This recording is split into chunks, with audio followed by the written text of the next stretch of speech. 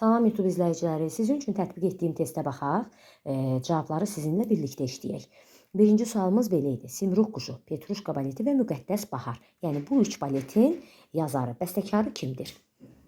Raxmaninov, Svridov yoxsa Stravinski? Təbii ki, bizim düzgün cavabımız C bəndi Stravinskidir. İkinci sualımız Boran suitasında neçə piyes var və Boran suitası kimindir? Və mən bu sualın, üzrü hesab edin, mən bu sualın cavabını indi yazdım, yazmamışdım, yadımdan çıxıb, ona görə də indi yazdım sizin üçün. Sualın cavabı Svridovdur və 9 piyes. Burada Svridov yazıb və burada 9 piyes var, 9 suita var. Deməli, suitaların adları belədir.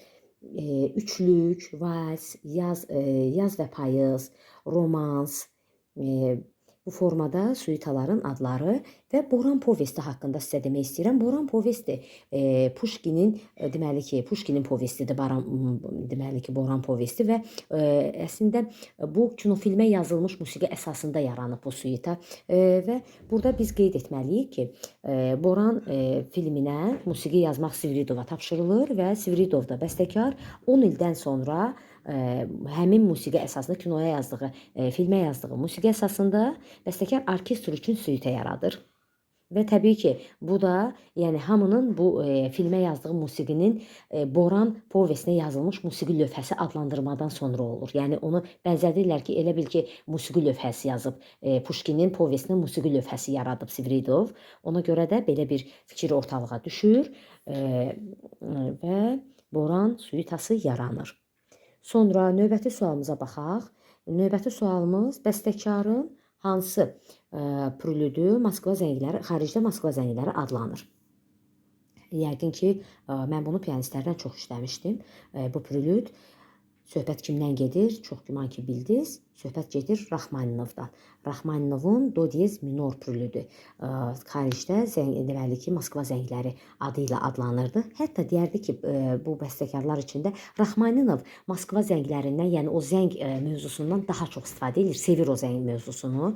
Bəstəkar 2-ci fortepiano konsertində, 3-cü simfoniyasında, bundan əlavə də Zənglər adlı simfonik poema yazır və Moskva zəngləri, belə deyək ki, mövzusuna daha çox istifadə edir yaradıcılığında. Sonra belə bir fikir pianistlər üçün attestasiyada düşə biləcək sualdır, yəni qeyd götürə bilərsiniz. Növbəti 4-cü Rus musiqisinin dahi faciə bəstəkarı kimdir? Rus musiqisinin dahi bəstəkarı, faciə bəstəkarı, yəqin ki, bilirsiniz ki, söhbət kimdən gedir? Söhbət gedir Musorgskidən. Məhz elə Musorgskini Rus musiqisinin dahi faciə bəstəkarı adlandırırdılar. Və testin sonuna əlavə bir neçə dənə suallar da əlavə eləmək istəyirəm. Burada 6-cıya baxırıq. 6-cıda soruşur ki, bunlardan hansı Musorgskinin operasıdır? Su pərisi, Daş qonaq, Yevgeni Onegin, Boris Godunov. Sizcə bunlardan hansı olacaq Musorgskinin əsəri?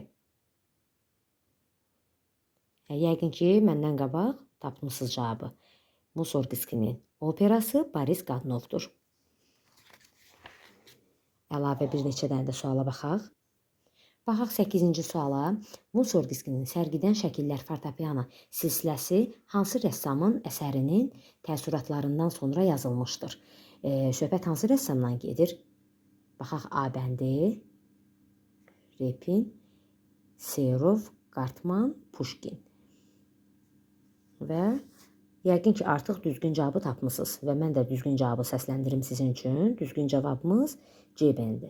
Qartmanın rəsmlərinin rəsm sərgisindən aldığı təəssürat nəticəsində yaranır və mən belə bir sual ünvanlamaq istəyərəm. Bilənlər istəyərəm ki, yazsınlar rəylərdə. Söhbət sərgidən şəkillərdən gedir. Musorgskinin sərgidən şəkillər əsəri bəstəkarın dövründə məşhur deyildi. Bu əsərə kim və hansı formada müraciət etdikdən sonra əsər populyarlaşdı? Bunu bilənlər rəylərdə yazarlar.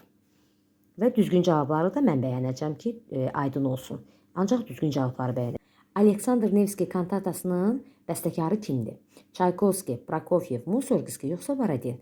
Və düzgün cavabı sizin üçün səsləndirim. Ondan sonra isə növbəti bir dənə də mən sual verəcəm sizə. Söhbət gedir Prokofievdən. Aleksandr Nevski kantatası Prokofievindir. Və mən indi sizdən soruşmaq istəyirəm. Aleksandr Nevski kantatasında Prokofievin 7 hissəlidir bu kantata və 4-cü hissənin adı nədir? Bunu bilənlər zəhmət olmasa rəydə yazsınlar. Yəni eyni, ayrı-ayrı yazmayın. Elə eyni yazsaz yaxşı olar. O biri sualla bərabər. İndi isə baxaq belə bir suala. Leningrad simfoniyasının müəllifi kimdir? Leningrad simfoniyası Shostakovich, Balakirev, Prokofiev yoxsa Mussorgski? Düzgün cavabı isə artıq fikirləşdinizsə, məndən qabaq tapdınızsa, mən deyim sizə düzgün cavabı. Cavabımız Shostakovichdir. Və bu belə deyək, simfoniyadan da belə bir sualım var sizə. Leningrad simfoniyasının tonallığı nədir? Və bu simfoniyada söhbət nədən gedir?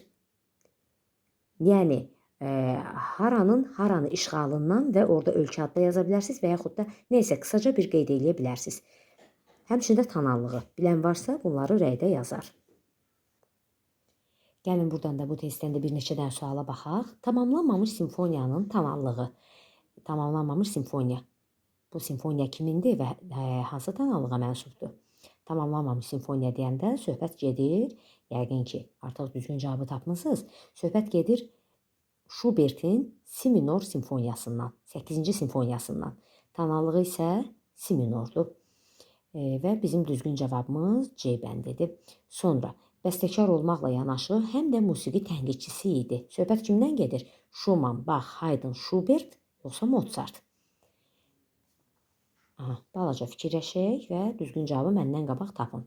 Söhbət kimdən getdi? Təbii ki, Schumanndan. Schumann 19-cu əsrin musiqi tənqidçisi idi. Sonra anadan olma tarixi bizə lazım deyil. Sonuncu belə bir sual. Mazepa, Iolanta, Qara Toxmaq Qadın. Bu operaların müəllifi kimdir? Çaykovski, Shostakovich, Kuyi, Prokofiev yoxsa Glinka?